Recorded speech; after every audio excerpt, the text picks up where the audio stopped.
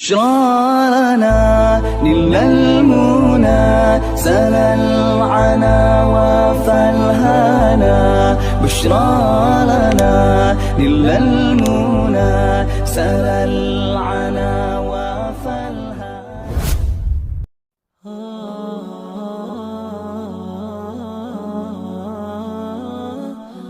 Ia terperangah dan terpesona dengan Al-Quran yang dibacanya. Yusa begitu yakin akan kebenaran yang tercantum dalam kitab suci itu. Suatu hari di musim panas 1996, Yusa Evans, seorang misionaris muda, kedatangan seorang teman bernama Benyamin. Ia tak pernah menyangka, kehadiran temannya itu bakal menggoyahkan imannya. Sebuah pertanyaan tak terduga yang dilontarkan temannya membuatnya melepaskan keyakinannya sebagai seorang Kristen. "Apakah kau pernah membaca seluruh isi Alkitab?" tanya Benyamin. "Apa maksudmu? Saya seorang misionaris Kristen dan bagaimana mungkin kau bertanya seperti itu padaku?" cetus Yusa. "Apakah kau pernah membaca Alkitab seperti membaca sebuah novel, mengetahui tokoh-tokoh yang ada di dalamnya, mengetahui plot dan tempatnya serta tahu seluruh detail isinya?" Yusa mengaku tak pernah membaca Alkitab dengan cara itu. Lalu Benyamin menantangnya untuk membaca kembali Alkitab dari awal hingga akhir. Ia memintanya untuk membaca Alkitab selama beberapa bulan dan tidak menyentuh buku lain, kecuali Alkitab. Maka mulailah Yusa membaca Alkitab dari Kejadian 1:1. Ia sangat tertarik dengan kisah para nabi. Dalam Alkitab, dikisahkan bahwa Nabi Nuh menyampaikan wahyu Allah, tapi tidak ada satupun umatnya yang mengikuti seruannya. Lalu Allah menghukum umat Nabi Nuh dengan mendatangkan banjir besar, dan hanya Nabi Nuh serta orang-orang yang naik ke kapal saja yang selamat. Setelah banjir, seperti dikisahkan dalam Alkitab, Nabi Nuh meminum anggur dan keluar dalam keadaan mabuk. Yusa mengaku sangat heran, mengapa Nuh, seorang utusan Tuhan, bisa bersikap seperti itu. Tidak mungkin seorang nabi bersikap seperti itu. Maka saya tahu mengapa umat Nabi Nuh tidak mendengarkan apa yang ia sampaikan, karena ia mabuk, kata Yusa kecewa. Yusa kembali melanjutkan bacaannya. Semakin dalam membaca, kian banyak ia menemukan kesenjangan dalam Alkitab. Beberapa kisah nabi yang dibacanya justru tak mencerminkan nabi itu sebagai utusan Tuhan.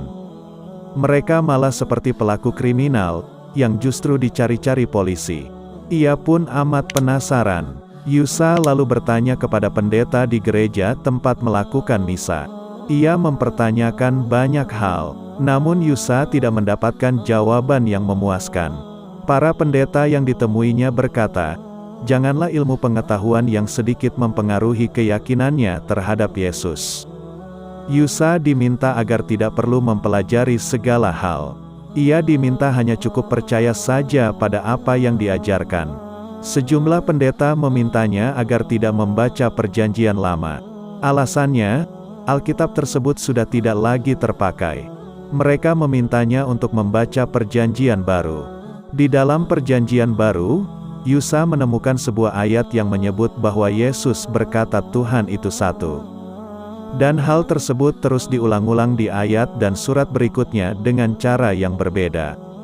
Sama seperti ajaran Musa dalam 10 perintah Allah, hal pertama yang diperintahkan adalah menyembah Allah dan tidak ada yang lain. Yusa lalu mencari tahu mengenai Yesus. Ia menemukan ayat yang menyebutkan bahwa Yesus memerintahkan hal yang sama, menyembah satu Tuhan. Rasa penasarannya semakin menggebu. Ia pun mulai mempertanyakan tentang penyaliban Yesus. Dalam ajaran yang ia terima, Yesus dipaku pada bagian tangannya. Dalam hatinya muncul kegamangan. Yusa berpendapat, hal tersebut sangatlah konyol. Seseorang yang telapak tangannya disalib tidak akan bertahan lama di atas tiang. Ia pun menyampaikan pendapatnya itu kepada para pendeta. Alih-alih mendapatkan jawaban, ia justru dilarang untuk melakukan khutbah Kristen di gerejanya. Saat kondisi imannya sedang goyah, Benyamin kembali menemui Yusa. "Aku telah membaca Alkitab berulang kali. Alkitab itu pula dicetak berulang kali. namun selalu masih saja ada salah penulisan. Padahal, Tuhan itu sempurna. Ciptaannya pun sempurna dan kitabnya juga haruslah sempurna, ujar Benyamin. Sejak hari itu, Yusa melepas Kristen sebagai agama yang diyakininya. Ia memutuskan meninggalkan agamanya dan memilih untuk mencari agama lain. Ia mempelajari Buddha dan beberapa agama lain, termasuk Islam. Yusa juga sempat membaca sebuah buku tentang Islam, tetapi hal itu tidak membuatnya senang. Ia akhirnya tidak mengikuti satu agama dunia pun. Tuhan, jika Engkau tidak memberi saya petunjuk, maka saya akan mencari jalan sendiri. Yusa memanjatkan sebuah doa. Saat itu, ia berusia 17 tahun. Yusa Evans lahir dan besar di South Carolina, Amerika Serikat. Ia dibesarkan oleh kakek, Indian Amerika, dan nenek, Irlandia, yang sangat konservatif.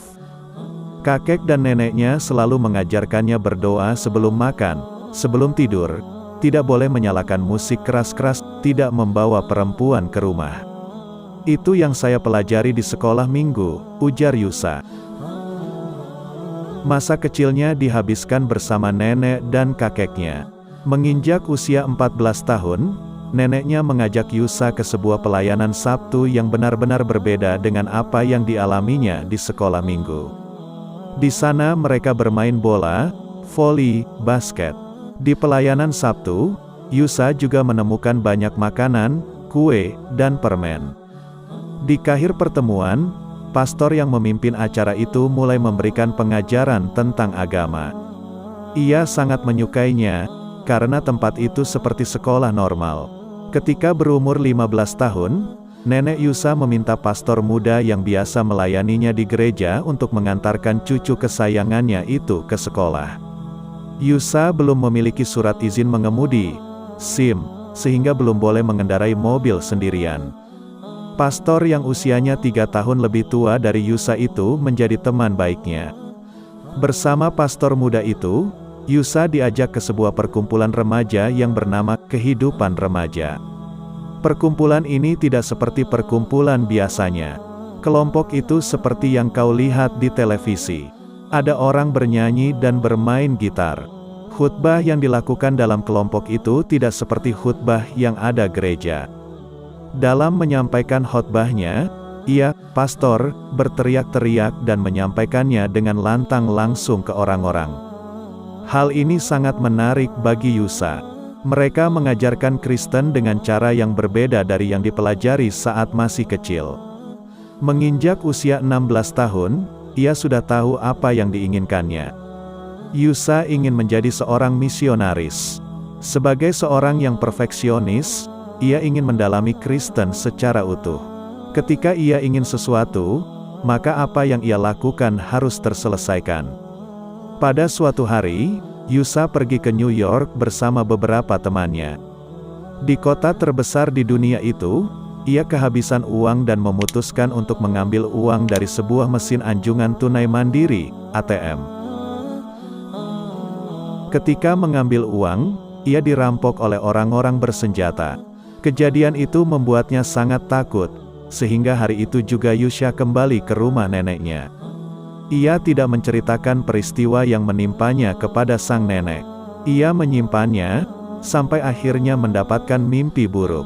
Dalam mimpi itu, orang yang merampoknya di ATM menembaknya hingga mati. Lalu, ia melihat sesuatu tengah menantinya di sisi lain kehidupan. Ia tidak mengetahuinya. Yusa sangat ketakutan. Ia terbangun dari mimpinya sambil berteriak. Sang nenek datang dan bertanya, "Mengapa kau berteriak?" Lalu, Yusa menceritakan segalanya, tentang perampokan dan mimpi yang dialaminya. "Tuhan mempunyai satu rencana untukmu, percayalah," ujar sang nenek. "Lalu apa yang harus kulakukan?" tanyanya. "Kau harus kembali padanya. Kau harus mencarinya." Yusa pun linglung. Ia sudah mencari Tuhan kemana-mana, namun tidak menemukannya. Neneknya berkata, "Tuhan tidak akan pergi kemana-mana, kau hanya perlu menemukannya." Sang nenek tidak menyuruhnya untuk kembali ke gereja, hanya memintanya untuk mencari Tuhan. Yusa mulai menjadi agnostik, mempercayai adanya Tuhan, namun tidak menganut agama apapun. Ia melakukan doa dengan caranya sendiri. Ia merasa jenuh dengan hal tersebut dan akhirnya memohon pada Tuhan, "Kalau Engkau ingin aku mengenalmu, maka bimbinglah aku." Sejak saat itu, ia tidak mau mendengar lagi apa yang harus dipercayainya. Tusya ingin melihat apa yang harus dipercayainya. Ia telah membaca banyak buku dan kitab agama lain. Sampai pada suatu hari, Yusa berkunjung ke rumah seorang temannya bernama Musa yang beragama Islam. Selama bertahun-tahun Yusa mengenalnya, ia sama sekali tidak menyadari kalau temannya itu adalah seorang Muslim. Dalam pertemuan itu, mereka membicarakan tentang agama. Dari situlah, Yusa berkenalan dengan Islam yang sebenarnya. Karena tidak mempercayai adanya komunitas Islam di lingkungannya, teman Afro-Amerika yang Muslim itu mengajak Yusa ke masjid, sebuah tempat yang tepat untuk menanyakan tentang Islam. Yusa selama ini tidak pernah menyadari bahwa di lingkungannya terdapat masjid, apalagi letaknya tidak jauh dari gereja. Dan saya tidak menyadarinya, ujarnya. Ia lalu berkunjung ke masjid. Saat sedang menunggu Musa, seorang lelaki mendekatinya dan bertanya, "Apa sedang kau lakukan di sini?" "Aku sedang menunggu Musa." Musa tidak terlalu sering datang ke masjid. "Namun, jika kau ingin melihat masjid, saya dengan senang hati akan mengantarkanmu." Awalnya, Yusa merasa takut. Tak pernah terpikirkan dalam benaknya untuk masuk ke masjid. Selama ini, pikirannya tentang Islam sangat buruk, namun pria itu memperlakukannya dengan sangat baik. Ia pun masuk ke dalam masjid tersebut dan mendengarkan khutbah. Awalnya, ia berpikir bahwa lafal ayat-ayat dalam bahasa Arab yang disampaikan khatib bermaksud untuk membunuhnya. Namun, ketika khatib tersebut menerjemahkan kalimat-kalimat Arabnya, Yusa menyadari apa yang dikatakan khatib itu adalah tentang menyembah Tuhan yang satu. Usai salat Jumat, ia menemui khatib dan bertanya, "Apa yang barusan kalian lakukan tadi?" "Tadi kami melaksanakan salat, menyembah Allah."